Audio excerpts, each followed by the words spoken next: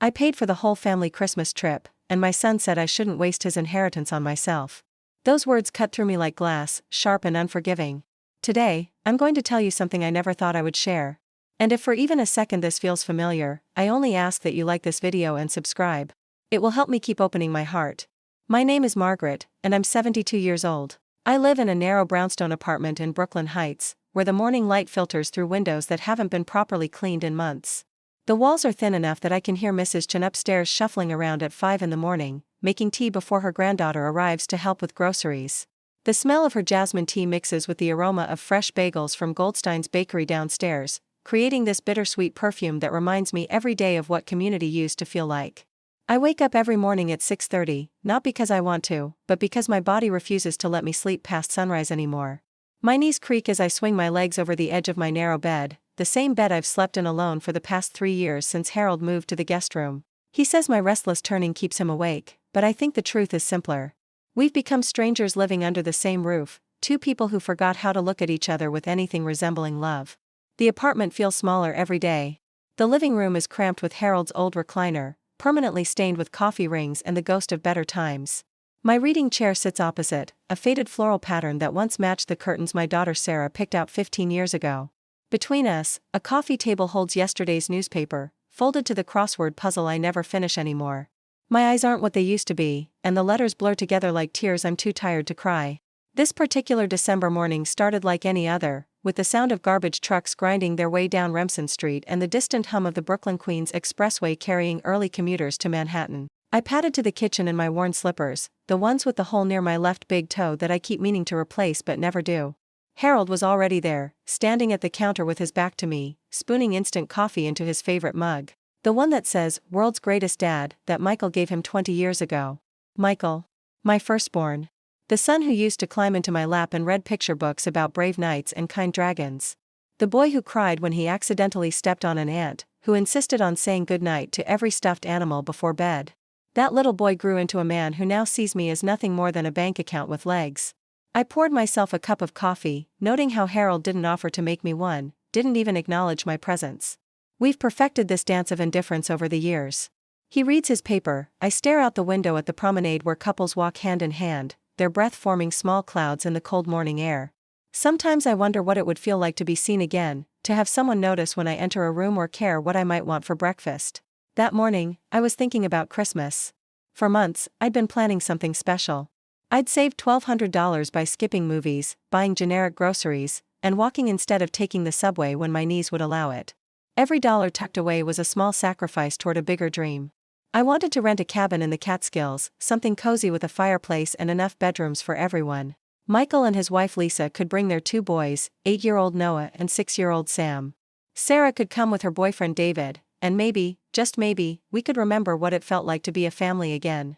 I'd been researching cabins online for weeks, reading reviews and calculating costs.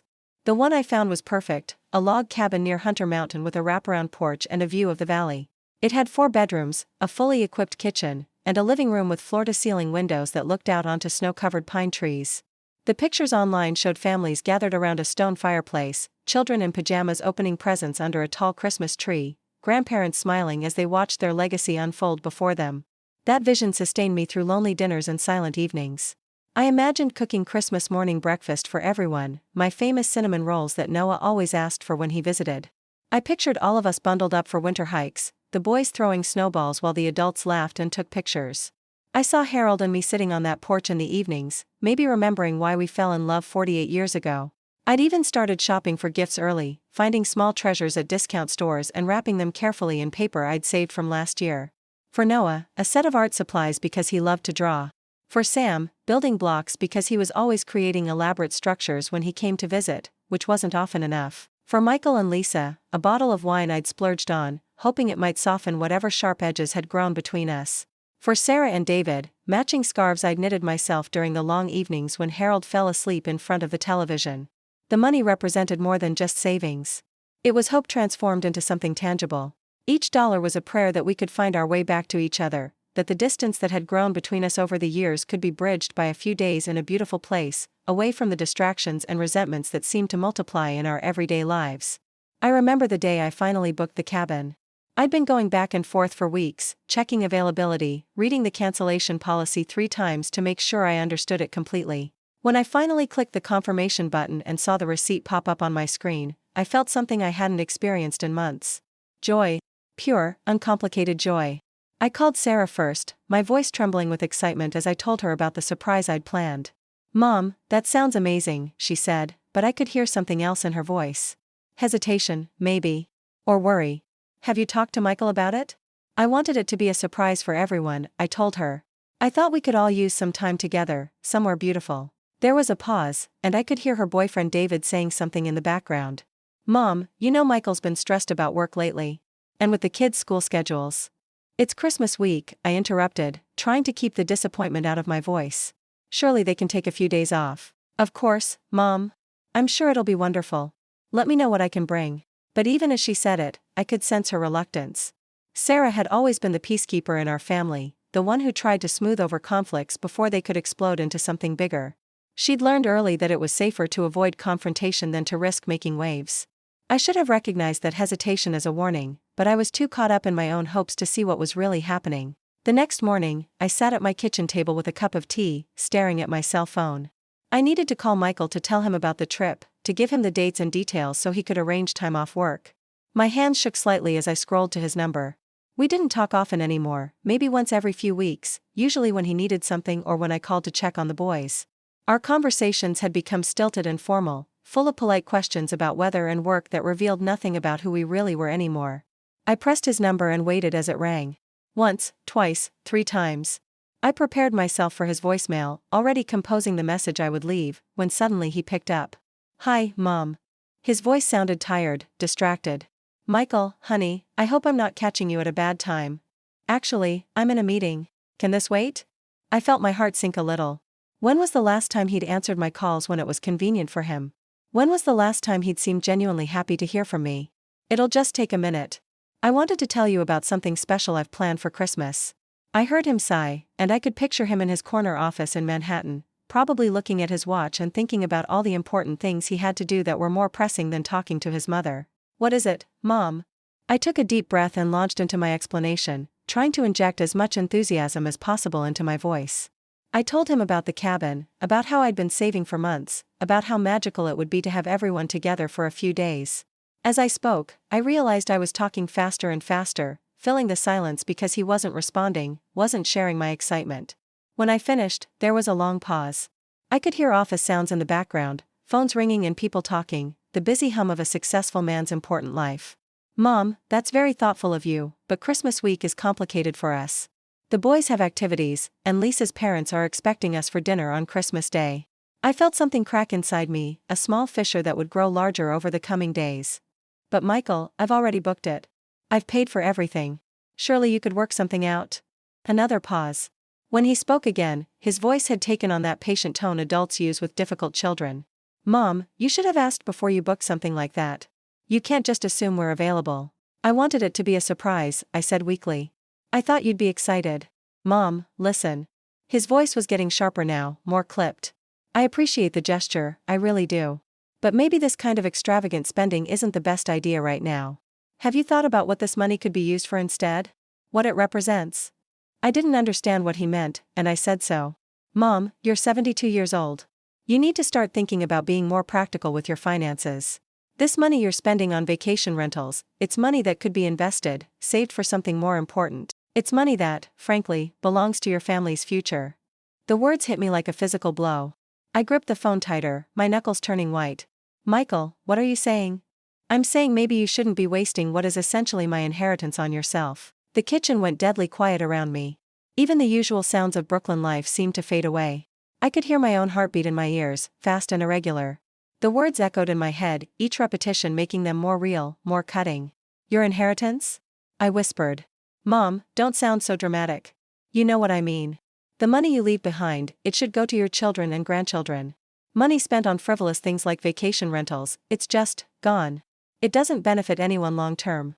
I sat there, stunned into silence, while my son continued talking about practical matters and financial responsibility and thinking about the future. But I wasn't really hearing him anymore. All I could process were those words, "You shouldn't be wasting my inheritance on yourself." My inheritance. As if I were already dead. As if the money I'd earned through 47 years of working as a nurse, 47 years of double shifts and overtime and skipped lunches and sore feet and aching backs, wasn't really mine at all. As if I were merely a temporary custodian of funds that rightfully belonged to him. I thought about all those years at Brooklyn Methodist Hospital, changing bedsheets and monitoring IVs and holding the hands of dying patients whose families never visited. I thought about the Christmas Eve shifts I'd worked so Michael could have presents under the tree, the vacation days I'd donated to other nurses so I could pick up extra hours and pay for his college tuition. I thought about the sacrifices I'd made, the dreams I'd deferred, the life I'd given up so that my children could have better lives than I did. And this was what it had earned me. A son who saw me as a bank account with legs, who believed my happiness was less important than his future financial security. I have to go, I managed to say, my voice barely audible. Mom, wait. Don't get upset about this. We can talk about it more later. Maybe we can figure out something that works for everyone. But I was already hanging up the phone, my hand shaking so badly I nearly dropped it. I sat at my kitchen table and stared out the window at the promenade, watching strangers walk by with their dogs and their children and their normal, functional relationships. The December wind was picking up, shaking the bare branches of the trees, and I felt as exposed and vulnerable as those leafless limbs. That phone call changed everything.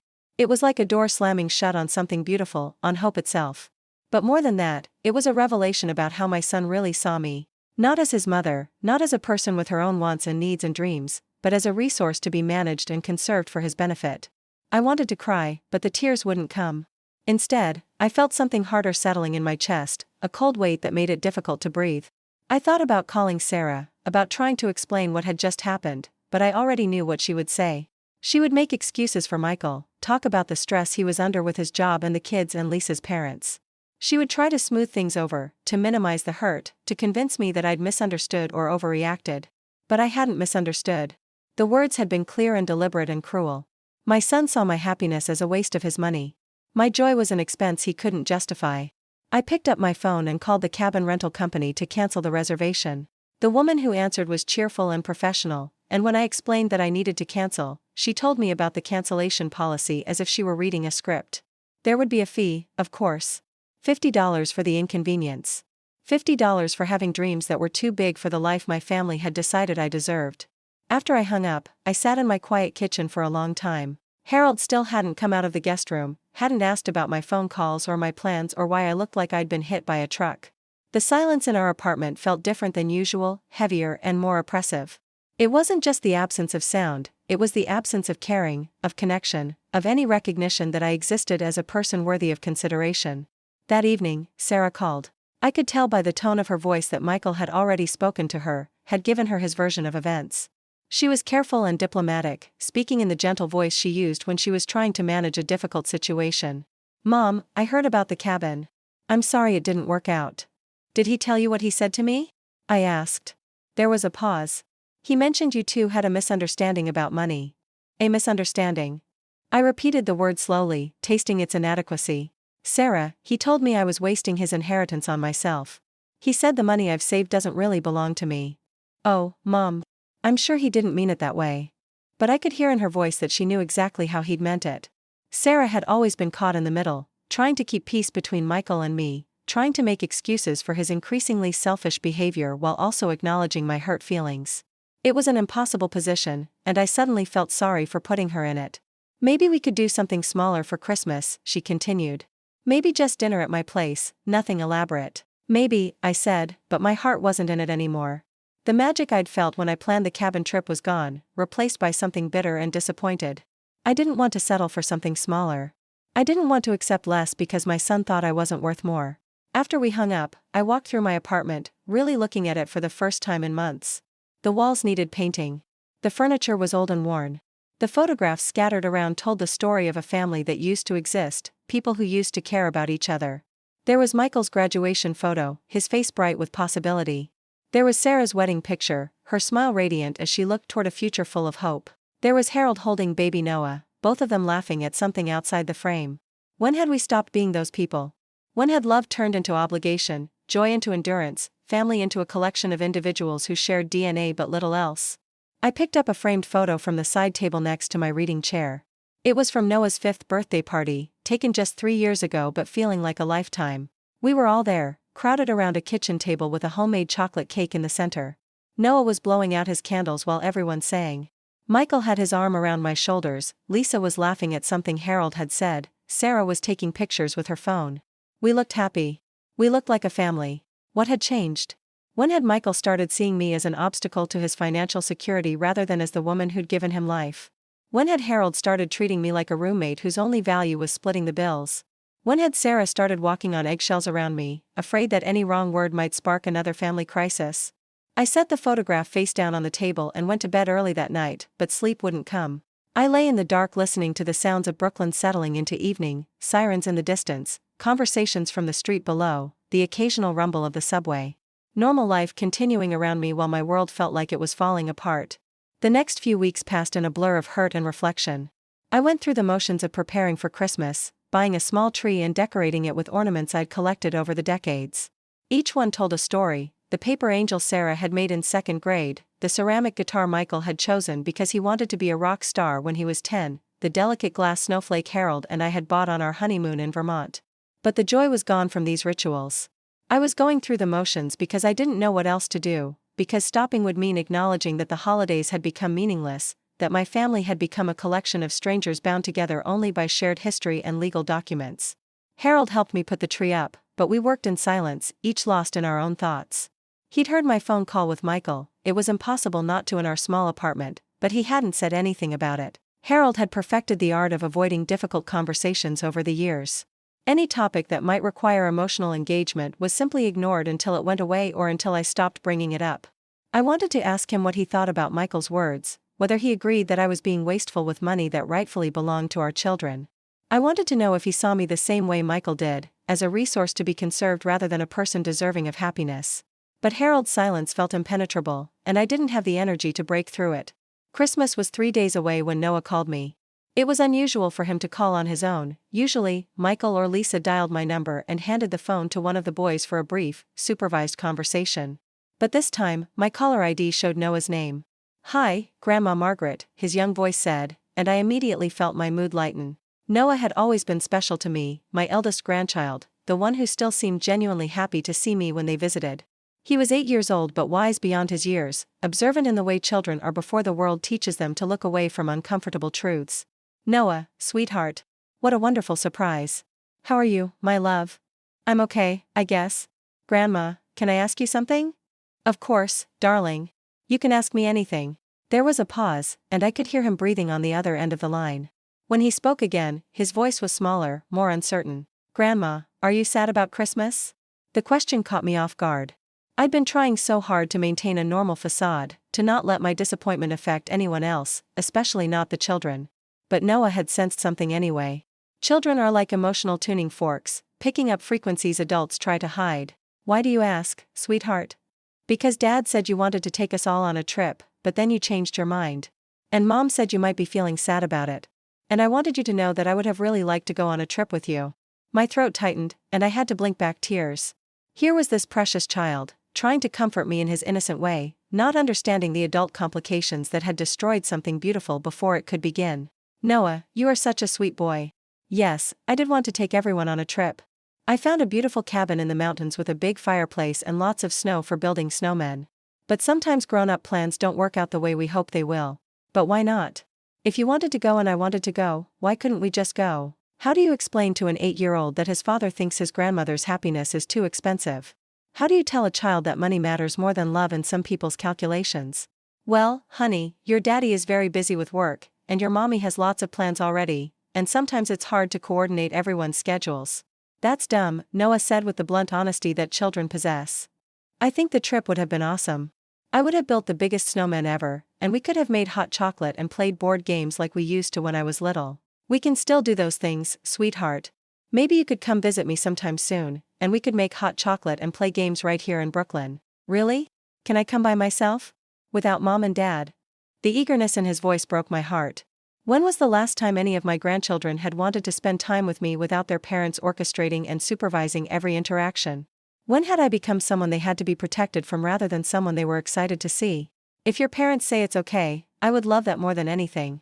We talked for a few more minutes about school and his friends and the book he was reading. His voice was bright and animated when he talked about things that interested him, and I realized how much I'd missed having real conversations with my grandchildren. The brief, supervised phone calls we usually had were stilted and formal, more like performances than genuine connections. After we hung up, I sat holding the phone for a long time. Noah's call had reminded me of something I'd been trying to forget, that there was still love in my family, still genuine affection and connection.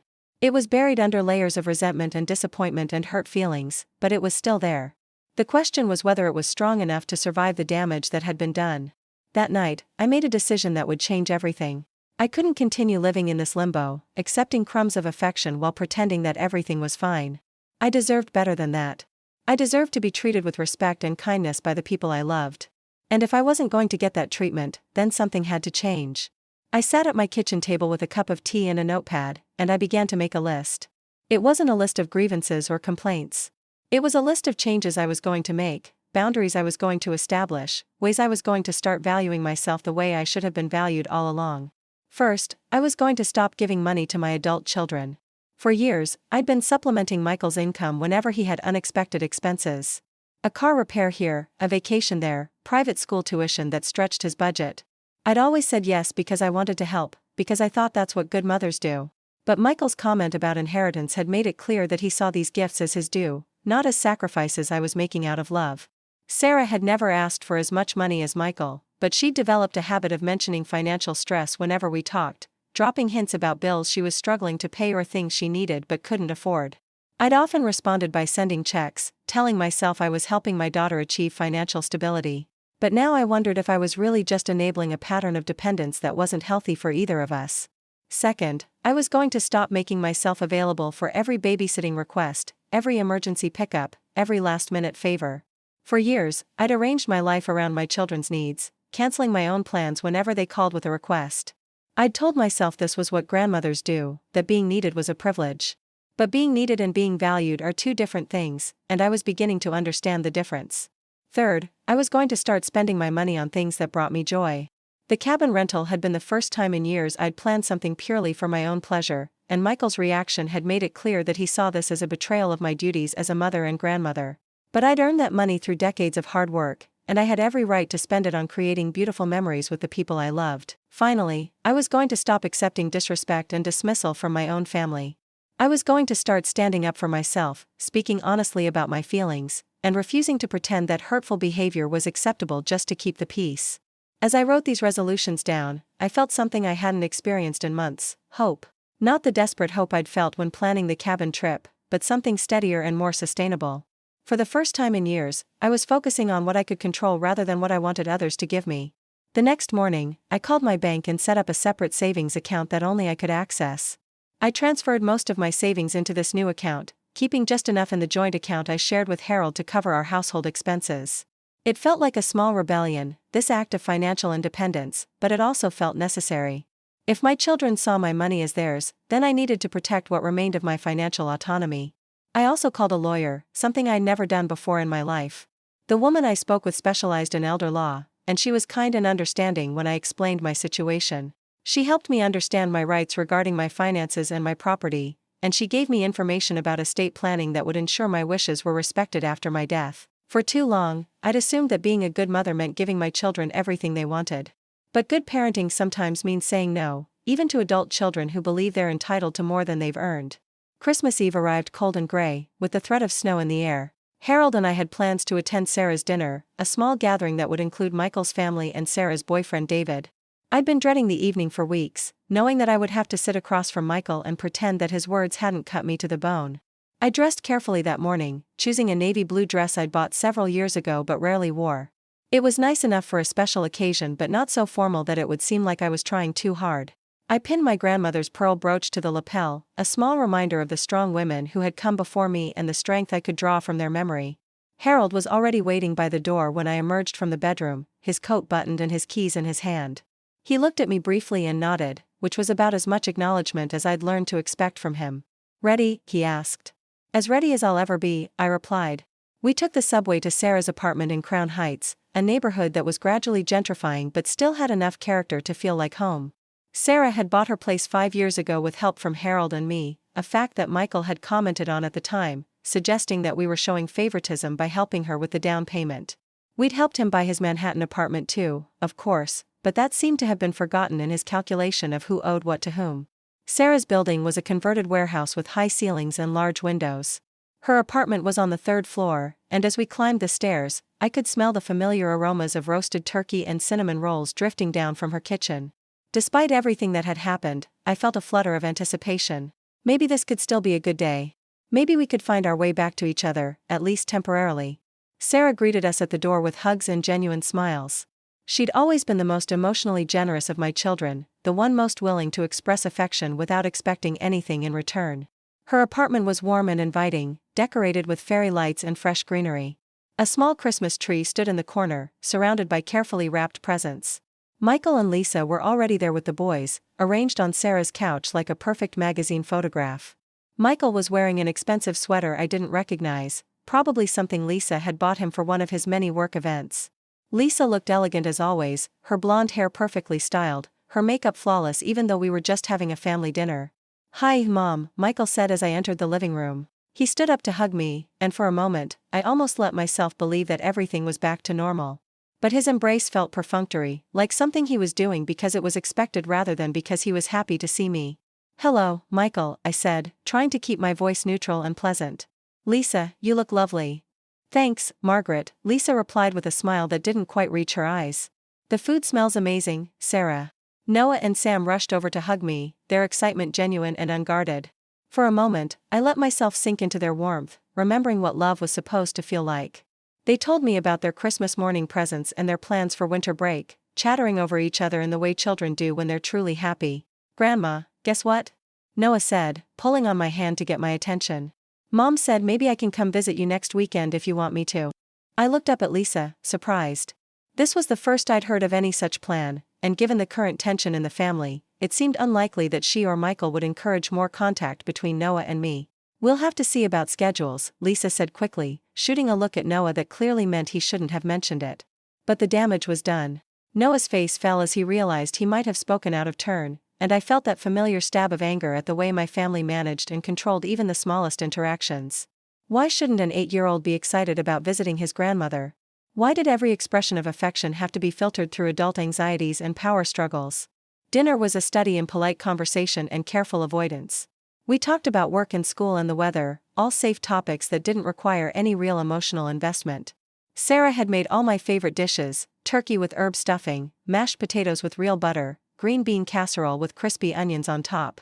The food was delicious, but I found it hard to enjoy anything when every bite felt like I was swallowing tension along with it. Harold was unusually talkative, perhaps sensing the undercurrents in the room and trying to fill the silence with stories about his former colleagues and commentary on current events. David, Sarah's boyfriend, did his part by asking polite questions and laughing at Harold's occasional jokes. But even their efforts couldn't disguise the fact that something fundamental was broken in our family dynamic. It was while Sarah was clearing the dinner plates that Michael decided to address the elephant in the room. He waited until the children had moved to the living room to play with their new toys, then turned to me with what I recognized as his serious expression. "Mom, I've been thinking about our conversation last week, and I wanted to clarify something." I felt my stomach clench, but I tried to keep my expression neutral. "Oh? I think you might have misunderstood what I was trying to say about the cabin rental. I wasn't trying to be controlling or hurtful. I was just concerned about your financial planning for the future." The words sounded reasonable on the surface, but I could hear the undertone of condescension. He was speaking to me the way he might speak to a client who didn't understand basic financial principles, patient but superior. "I understood perfectly well what you said, Michael. But Mom, you have to admit that spending $1,200 on a vacation rental is a significant expense for someone on a fixed income. That money could be invested, could earn interest, could be there for you if you needed it for medical expenses or home repairs." I set down my coffee cup carefully, making sure my hands didn't shake. Around the table, everyone had gone quiet. Sarah was standing in the kitchen doorway, a stack of plates in her hands and worry written across her face. Harold was staring into his coffee as if it held the secrets of the universe. Lisa was checking her phone, pretending not to listen but clearly following every word. "Michael," I said slowly, "that money belonged to me. I earned it, I saved it, and I wanted to spend it on creating a memory with my family. That should have been my choice to make." "Of course it's your choice, Mom. I never said it wasn't. I just think you should consider all the options before making major financial decisions." And what about considering my happiness? What about the value of spending time together as a family? Does that factor into your financial calculations at all? His jaw tightened, a sure sign that he was getting angry. Michael had never handled criticism well, even as a child. Any suggestion that he might be wrong or inconsiderate was met with defensiveness and counterattacks. Mom, don't make this about emotions. I'm trying to have a practical conversation about money management. But it is about emotions, Michael. It's about the fact that your first response to hearing about a trip I'd planned for the family was to worry about how it would affect your inheritance. The word hung in the air between us, sharp and ugly. I watched as Sarah's face flushed with embarrassment, as Harold shifted uncomfortably in his chair, as Lisa suddenly found something very interesting on her phone screen. But Michael's expression didn't change. If anything, he looked irritated that I was bringing up something he clearly considered a settled matter. Mom, you're being dramatic. Every family has to think about these things. It's responsible estate planning. I'm 72 years old, Michael, not 92.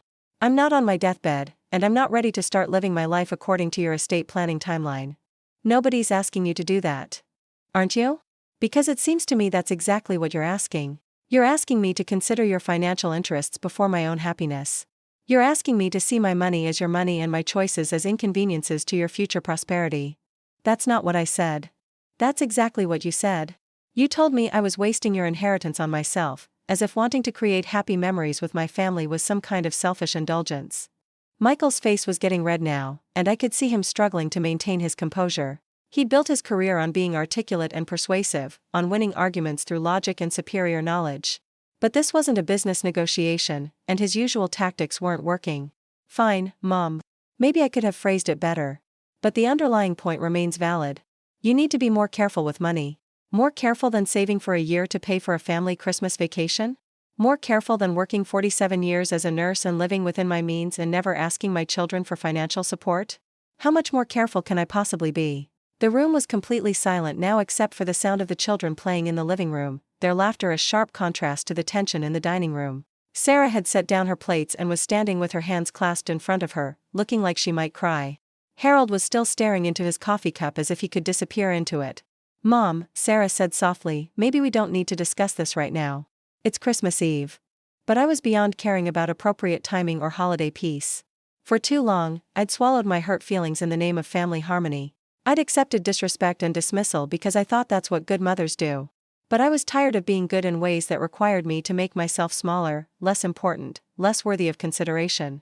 Sarah, I appreciate that you want to keep things pleasant, but some conversations can't wait for convenient timing. Michael thinks I'm being wasteful with money that he considers rightfully his. I think I'm trying to create meaningful experiences with people I love before it's too late. Those are fundamentally different worldviews, and pretending otherwise isn't going to solve anything. Michael pushed back from the table, his chair scraping against the floor with a harsh sound. You know what, Mom? This is exactly why having these conversations is so difficult. You turn everything into a personal attack instead of trying to understand the practical issues involved. The practical issues? I felt something snap inside me, like a rubber band that had been stretched too far for too long. Michael, the practical issue is that you see me as a bank account with legs instead of as your mother. The practical issue is that you've forgotten that I'm a human being with feelings and dreams and the right to spend my own money on my own happiness. That's unfair, and you know it. I stood up slowly, my legs shaky from adrenaline and suppressed emotion. For a moment, I looked around the table at my family, at my successful son who thought my joy was too expensive, at my gentle daughter who was trying so hard to keep everyone happy that she'd forgotten to consider whether anyone actually was, at my husband who had perfected the art of emotional absence. At my daughter-in-law who treated family gatherings like social obligations to be endured rather than relationships to be cherished. What's unfair, I said quietly, is that I spent my entire adult life putting my family's needs before my own, and now when I finally try to do something that would make me happy, I'm told it's wasteful and impractical and inconsiderate. What's unfair is that I'm expected to live my remaining years according to your financial timeline instead of my own hopes and dreams. I walked to the coat closet and pulled out my jacket, my hands steadier than they'd been in weeks. Behind me, I could hear Sarah saying something about working things out and not leaving angry, but I wasn't angry anymore. I was something else, something I couldn't quite name yet, but that felt cleaner and clearer than anger. Margaret, where are you going? Harold asked, finally looking up from his coffee cup. I'm going home, I said. I'm going home to think about what I want my life to look like from now on. Mom, please don't leave like this, Sarah said, moving toward me with tears in her eyes. We can work this out. We're family. I stopped at the door and turned to look at her. Sweet Sarah, caught in the middle as always, trying to fix something that couldn't be fixed with diplomacy and compromise. Sarah, honey, I love you. I love all of you. But being family doesn't mean I have to accept being treated with disrespect. It doesn't mean I have to pretend that cruel words don't hurt or that my feelings don't matter. I've been doing that for too long, and I'm tired of it. I kissed her cheek gently, breathing in the familiar scent of her shampoo, remembering when she was small and used to crawl into my lap when she was sad or scared. When you figure out how to treat me like a person instead of a problem to be managed, call me. Until then, I'll be at home, learning how to value myself the way I should have been valued all along. The subway ride back to Brooklyn Heights was quiet and contemplative. It was Christmas Eve, and most people were home with their families, engaged in the rituals of togetherness that I'd been trying so desperately to recreate. But as I sat in the nearly empty car, watching the tunnel walls fly by in the darkness, I didn't feel sad anymore. I felt something I hadn't experienced in years, free. When I got home, I made myself a cup of tea and sat in my reading chair, looking at the small Christmas tree Harold and I had decorated together. The lights twinkled softly in the dim apartment, casting colored shadows on the walls. It was beautiful in its simplicity, more beautiful than the elaborate family gathering I'd imagined in the Catskill cabin. I thought about Noah's phone call, about his innocent excitement at the prospect of spending time with me. He was the only one who had seemed genuinely disappointed that the trip wasn't happening, the only one who had expressed actual enthusiasm for the idea of being together. Maybe that was enough. Maybe one person who truly wanted to spend time with me was worth more than a whole group of people who saw my love as an obligation to be managed. That night, I slept better than I had in weeks. I dreamed about snow and mountains and cozy cabins, but in my dreams, I wasn't desperately trying to orchestrate other people's happiness. I was simply enjoying the beauty around me, content in my own company, free from the exhausting work of earning love from people who had decided I wasn't worth their genuine affection. Christmas morning dawned bright and cold. Harold was already up when I emerged from the bedroom, sitting in his recliner with a cup of coffee and the newspaper. We exchanged brief "Merry Christmas" greetings, but we both knew that the events of the previous evening had changed something fundamental between us. He'd witnessed my confrontation with Michael and chosen to remain silent, to stay safely neutral rather than support me in any way. It was the final confirmation of something I'd suspected for years. I was on my own in this marriage, just as I was on my own in my relationship with my children. Around 10 o'clock, my phone rang. It was Sarah, her voice thick with tears and exhaustion. "Mom, I'm sorry about last night. I'm sorry about everything." "Oh, sweetheart, you don't have anything to apologize for." "Yes, I do. I should have stood up for you. I should have told Michael he was being cruel and unfair. I should have said something when he talked about inheritance like you were already dead. I was so focused on keeping peace that I forgot about standing up for what's right." Her words broke something open in my chest, and I felt tears starting to flow. For so long, I'd felt completely alone in my hurt, completely isolated in my sense that something was deeply wrong with how I was being treated. To hear Sarah acknowledge it, to hear her take responsibility for her own part in the family dysfunction, was like being thrown a lifeline when I'd been drowning. "Sarah, I know you were trying to help. I know you hate conflict. But Mom, some things are worth fighting about. You are worth fighting for. And I failed you by trying to smooth everything over instead of calling Michael out for being selfish and awful." We talked for almost an hour, really talked in a way we hadn't in years. Sarah told me about her own frustrations with Michael's entitled attitude, about times he'd made comments that troubled her but that she'd let slide in the interest of family harmony. She apologized for not taking my feelings more seriously, for treating my legitimate complaints as oversensitivity that needed to be managed rather than genuine hurt that needed to be addressed. "Mom, what can I do to make this right? How can we fix this?" "I don't know if it can be fixed, honey. At least not the way it was. But maybe we can build something new, something better. Something based on mutual respect instead of obligation." "I'd like that. I'd really like that." After we hung up, I felt something shift inside me. The conversation with Sarah had shown me that I wasn't crazy, that my perceptions of Michael's behavior weren't distorted by oversensitivity or age-related paranoia. My feelings were valid, my hurt was justified, and at least one person in my family was willing to acknowledge that. Over the next few days, as the holidays wound down and life settled back into its normal rhythms, I began to implement the changes I'd been thinking about. I called my bank and confirmed that my new, separate savings account was set up properly.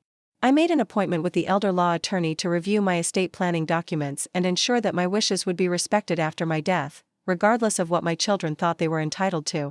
Most importantly, I started saying no.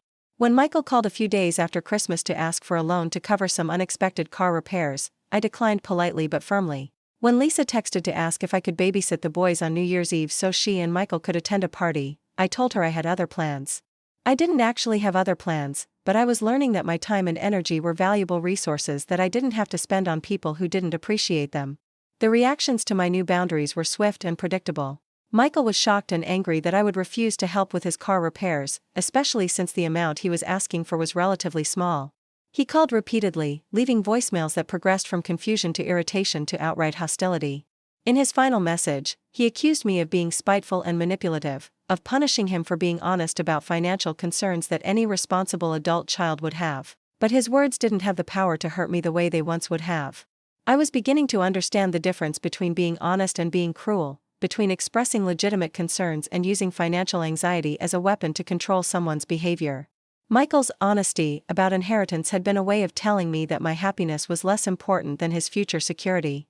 That wasn't honesty, it was selfishness dressed up in the language of practicality. Lisa's response was more subtle but equally revealing. She stopped inviting me to family events, stopped sending pictures of the boys, stopped making the small gestures that had once made me feel included in their lives.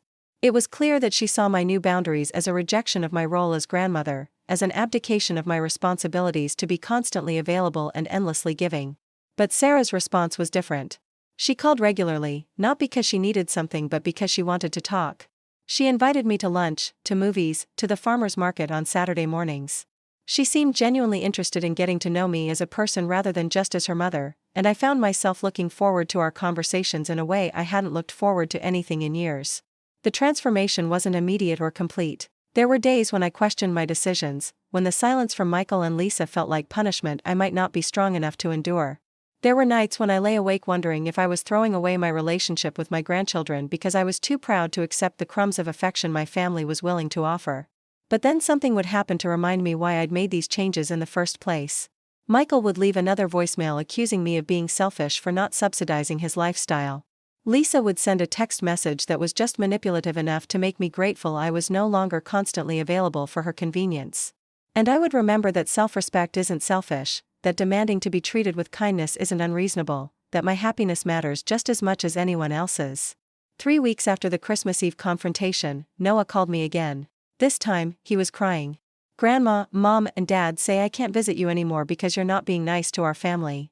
My heart broke for him, this innocent child caught in the middle of adult conflicts he couldn't possibly understand.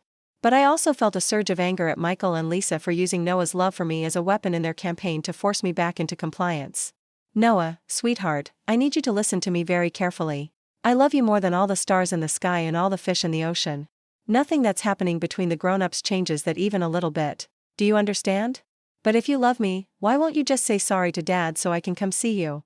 How do you explain to an 8-year-old that sometimes love means refusing to accept behavior that hurts you? How do you help a child understand that apologizing for standing up for yourself isn't really an apology at all? Noah, sometimes grown-ups have disagreements about important things like respect and kindness. I didn't do anything wrong by asking to be treated nicely, and I won't apologize for that. But I want you to know that no matter what happens, you will always be my special boy, and I will always be your grandma who loves you. Can I still call you sometimes? Anytime you want to, as long as your parents say it's okay." After we hung up, I cried harder than I had since this whole ordeal began. Not for myself, but for Noah, who was being denied a relationship with his grandmother because his parents wanted to punish me for developing a backbone. The cruelty of it took my breath away. But even in my grief, I knew I couldn't back down.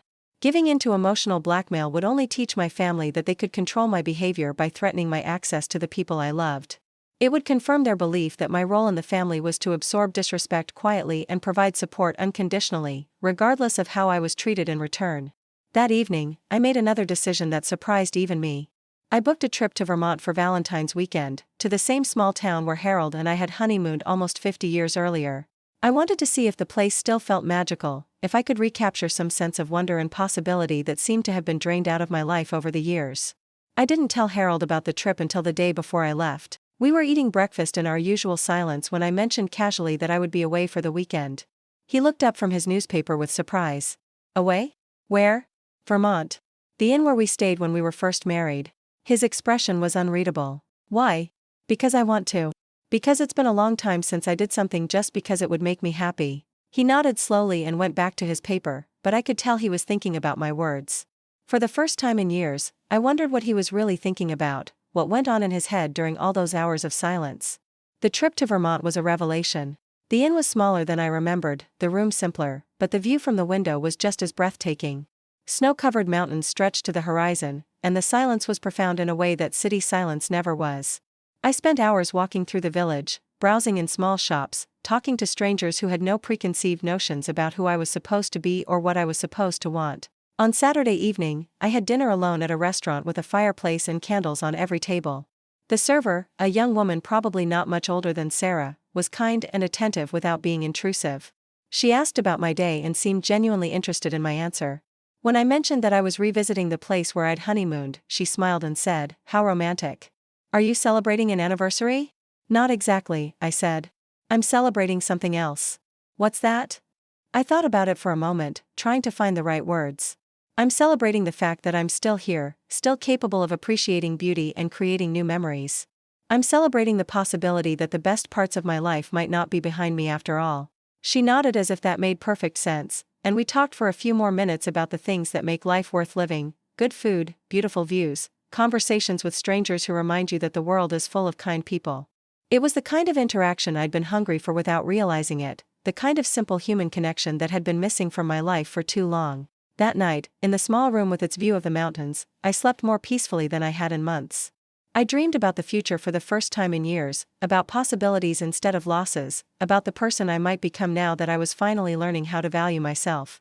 When I returned to Brooklyn, Harold was waiting for me at the kitchen table with a cup of tea and something that looked almost like concern on his face.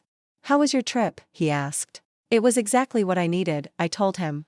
I remembered what it feels like to wake up excited about the day ahead. He nodded, and for a moment, I thought he might ask more questions, might actually engage in a real conversation about what was happening between us. But the moment passed, and he retreated back into his familiar silence. But something had changed in me during those few days away.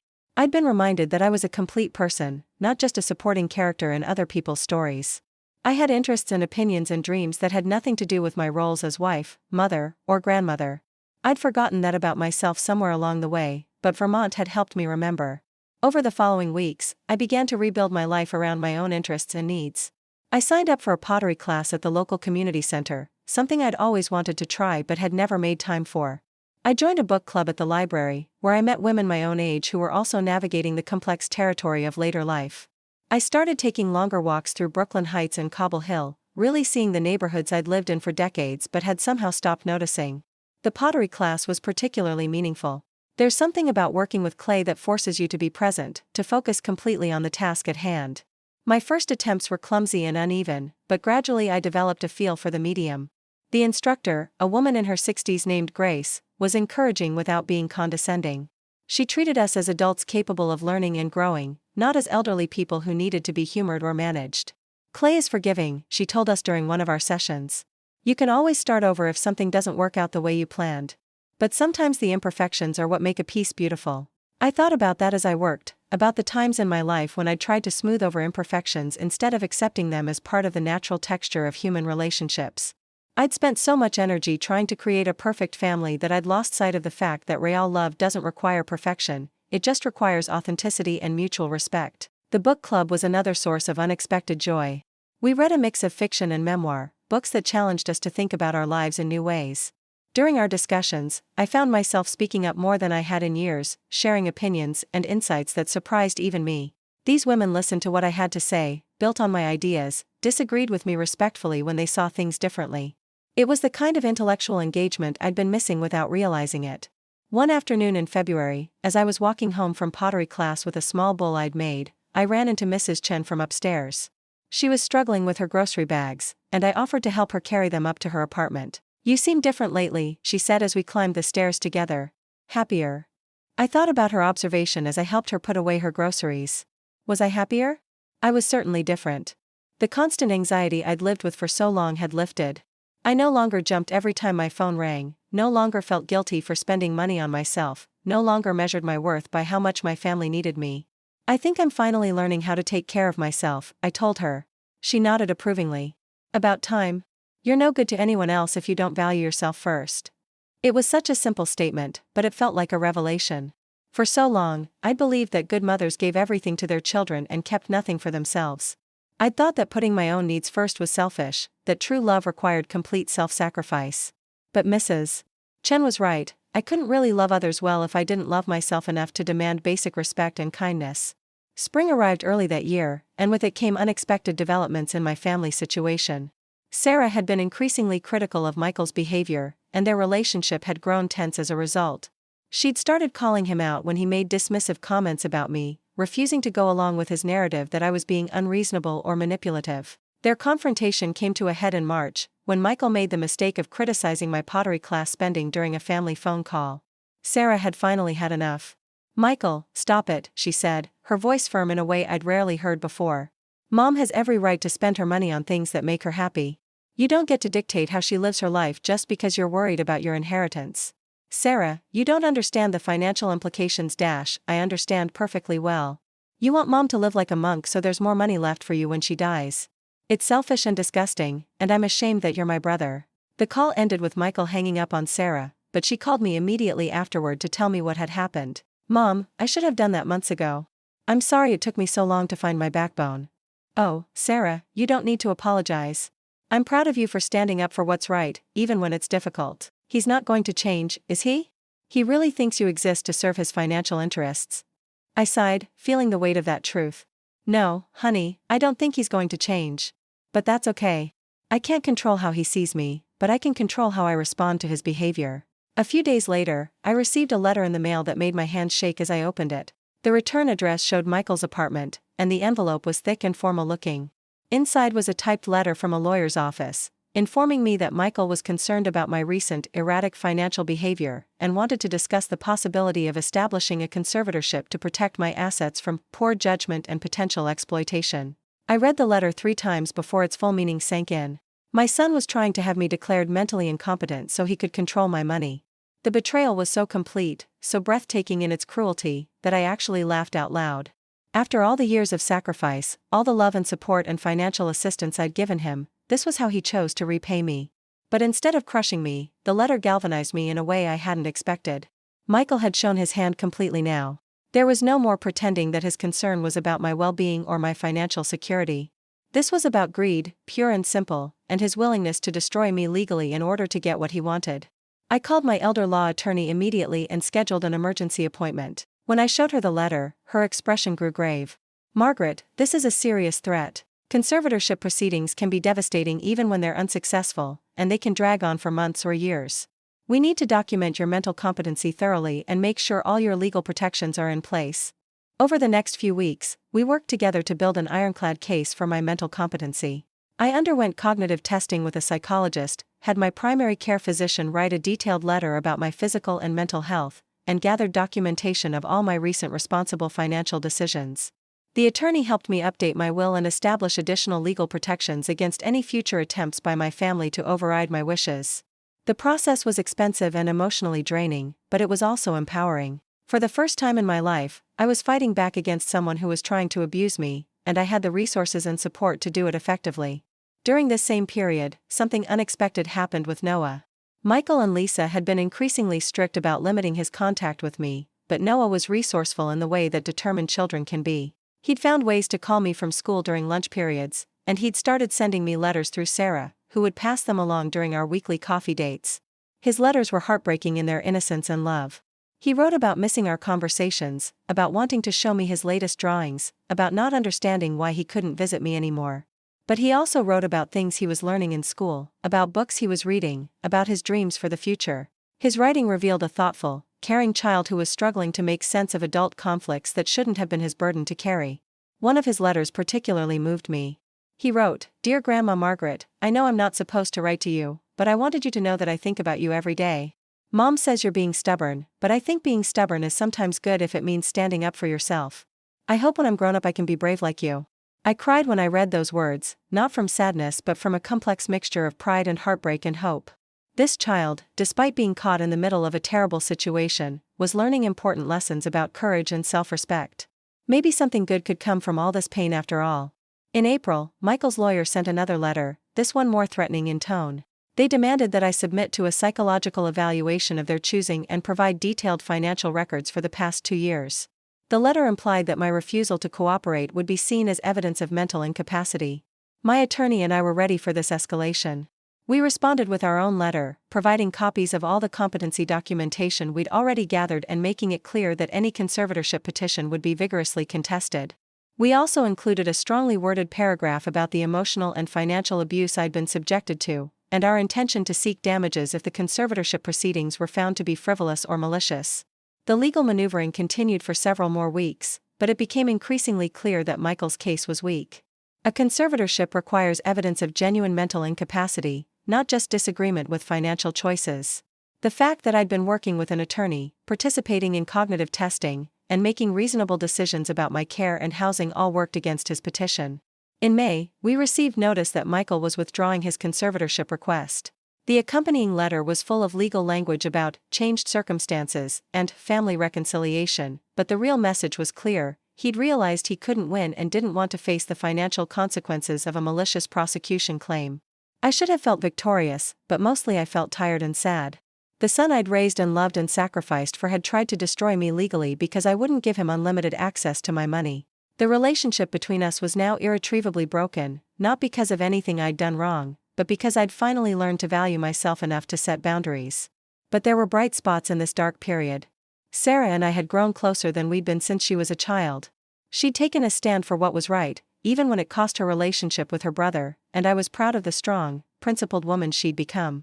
My pottery skills were improving, and I'd started selling some of my pieces at a local craft fair. The book club had become a source of deep friendships with women who valued intellectual curiosity and emotional honesty. Most surprisingly, Harold and I had started having real conversations for the first time in years. My willingness to stand up for myself seemed to have awakened something in him, some long-dormant respect or interest that had been buried under decades of routine and avoidance. "I'm proud of you," he told me one evening as we sat on our small balcony watching the sunset over Brooklyn Heights. "I should have supported you from the beginning, but I was too much of a coward to get involved. Why didn't you?" I asked. It wasn't an accusation, just genuine curiosity. He was quiet for so long I thought he wasn't going to answer. Then he said, "I think I was afraid that if I started standing up to Michael, I'd have to confront other things too. Things about our marriage, about the way I've been checking out instead of being present. It was easier to stay neutral and let you handle all the emotional work." It wasn't a complete explanation, and it certainly wasn't an apology that could undo years of emotional abandonment. But it was honest, and honesty was more than I'd gotten from him in a long time. "What now?" I asked. "Now I try to do better. I try to be the partner you deserved all along, even if it's later than it should have been." Summer arrived with its familiar rhythms of hot subway platforms and the smell of street food and the sound of children playing in nearby parks. I'd been living my new life for 6 months now, and the changes felt permanent rather than tentative. I no longer second-guessed my decisions or waited for permission to spend my own money or apologized for taking up space in the world. The pottery class had ended, but I'd set up a small studio in what used to be Harold's office. He'd offered to give up the space without my asking, perhaps recognizing that I needed room to create and grow. I was working on larger pieces now, bowls and vases that required more skill and patience than my early attempts. There was something deeply satisfying about taking raw clay and shaping it into something beautiful and functional, about creating objects that might bring joy to someone else's life. In July, I received an unexpected phone call from Lisa. We hadn't spoken since the conservatorship threat had been withdrawn, and I was surprised to see her name on my caller ID. "Margaret, I was wondering if we could talk," she said, her voice carefully neutral. "Of course, Lisa. What's on your mind?" "I think there are things I need to say to you, things I should have said a long time ago. Could we meet for coffee sometime?" I was curious enough to agree, and we arranged to meet at a cafe in Park Slope the following Saturday. I arrived early and chose a table near the window, watching people walk by with their dogs and their children and their Saturday morning errands. When Lisa arrived, she looked tired and older than I remembered, as if the stress of the past months had aged her in ways that went beyond simple time passing. "Thank you for meeting me," she said as she sat down across from me.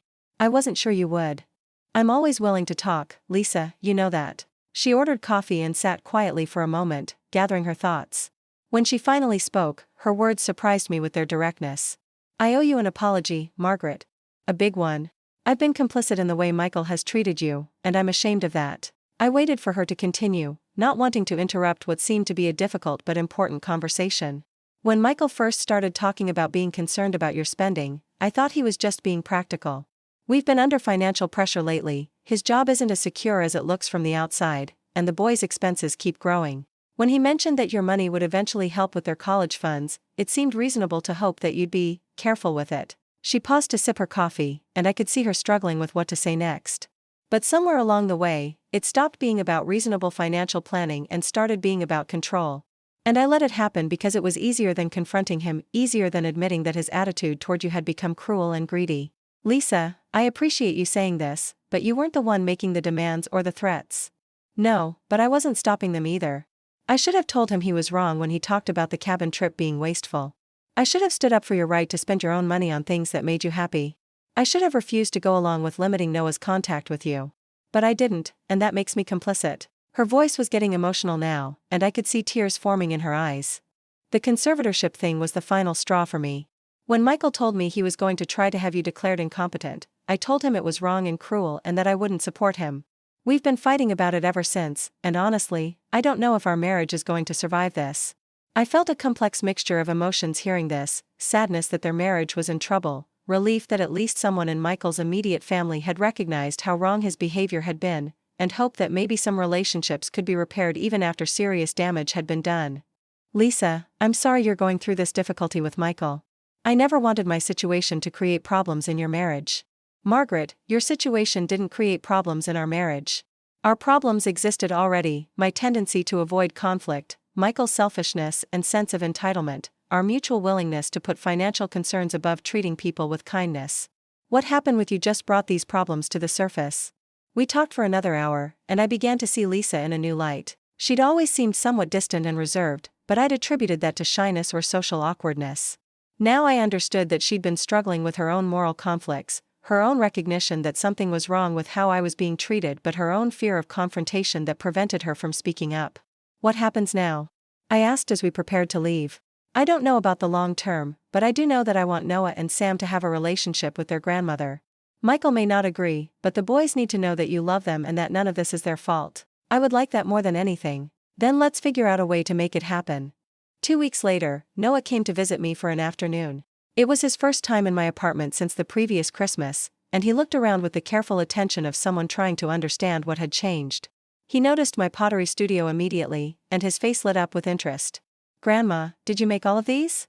I did indeed, sweetheart. Do you like them? They're beautiful. Can you teach me how to make something?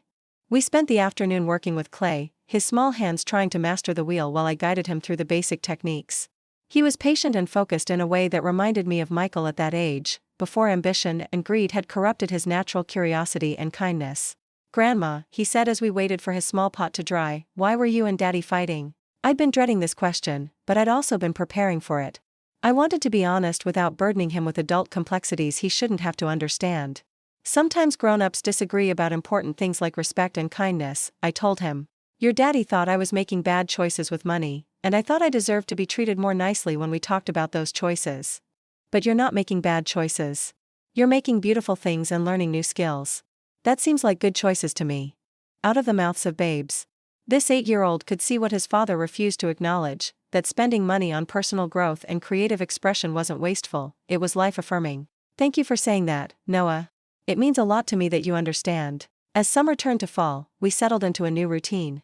Noah visited me every other Saturday, sometimes with Sam, sometimes alone. Lisa would drop him off and pick him up, and we developed a cordial relationship based on our mutual love for the boys and our shared recognition that family relationships require constant work and occasional forgiveness. Michael and I had no contact at all. He'd made his choice when he tried to have me declared incompetent, and I'd made mine when I refused to back down in the face of his legal threats. Some relationships can't be repaired, and some people won't change no matter how much you love them or want things to be different. But I was learning that loss, even the loss of a relationship with my eldest child, didn't have to define my life or destroy my capacity for joy. I had meaningful connections with Sarah and Noah and Sam, with my pottery classmates and book club friends, even with Harold in ways that surprised us both. I had creative projects that challenged and fulfilled me, financial security that I controlled completely, and a sense of my own worth that no one could take away from me. On a crisp October afternoon, I was sitting on a bench in Brooklyn Bridge Park, watching boats move across the harbor and tourists take selfies with the Manhattan skyline in the background.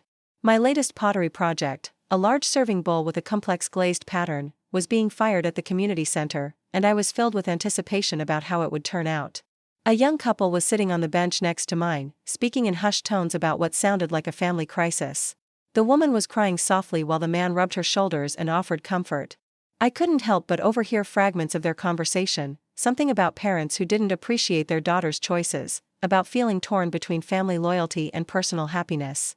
After they left, I found myself thinking about all the people who struggle with these same issues, who are caught between their need for family connection and their need to be treated with respect. How many elderly parents accept disrespect because they're afraid of losing access to their children and grandchildren? How many adult children give up their own happiness because they feel obligated to meet impossible family expectations? There are no easy answers to these questions, but I'd learned something important over the past year: you can't love someone into treating you well. You can't sacrifice enough or give enough or be accommodating enough to earn respect from people who've decided you don't deserve it. The only thing you can control is your own response, your own boundaries, your own willingness to demand the treatment you deserve. As I walked home through the familiar streets of Brooklyn Heights, I thought about the letter I'd been considering writing, not to Michael, who would probably never read it, but to other people who might be struggling with similar family dynamics. Maybe my story could help someone else find the courage to stand up for themselves, to value their own happiness as much as they valued everyone else's comfort. That evening, I sat at my kitchen table and began to write. If you're reading this, you probably recognize something of your own story in mine. Maybe you're being taken for granted by people who should cherish you. Maybe you're being asked to give more than you receive, to accept less than you deserve, to make yourself smaller so others can feel bigger.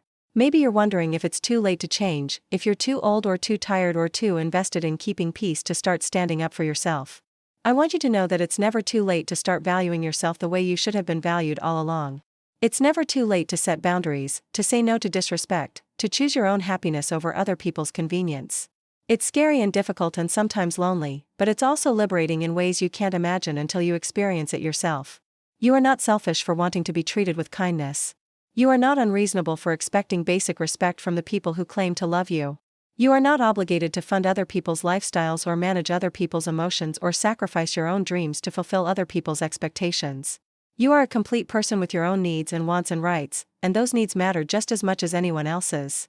The people who truly love you will understand this and adjust their behavior accordingly. The people who fight you on this, who try to guilt or manipulate or threaten you into going back to accepting less than you deserve, those people are telling you something important about their priorities, and you should listen. I wrote for hours that night, pouring out everything I'd learned and felt and discovered over the past year. It wasn't just cathartic, it felt like a responsibility, a way of taking the pain I'd experienced and transforming it into something that might help others avoid similar suffering or find the strength to change their own situations. When I finished, I had 10 pages of single-space text, part memoir, part self-help guide, part love letter to anyone who had ever felt invisible or undervalued in their own family. I didn't know what I would do with it, but I knew it needed to exist. The next morning, Sarah called with exciting news. She'd been accepted to a graduate program in social work, something she'd dreamed about for years but had been afraid to pursue because of the time and financial commitment involved. "Mom, I keep thinking about everything that's happened this year, about how you found the courage to stand up for yourself even when it was hard. You inspired me to take this leap. Oh, Sarah, I'm so proud of you. You're going to be wonderful at social work. You have such a gift for understanding people and helping them navigate difficult situations. I learned from watching you," she said. "I learned that it's never too late to choose a different path, to prioritize your own growth and happiness."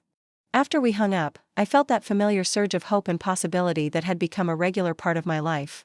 My willingness to change my own situation had rippled outward, inspiring my daughter to pursue her dreams and creating space for both of us to become the women we were meant to be. Winter arrived early that year, and with it came a phone call that surprised me. It was from a publisher who had somehow gotten a copy of my letter. Sarah had shared it with a friend who worked in publishing, and it had made its way through various networks until it reached someone who thought it might have wider appeal. "Margaret, I'd like to talk to you about turning this into a book.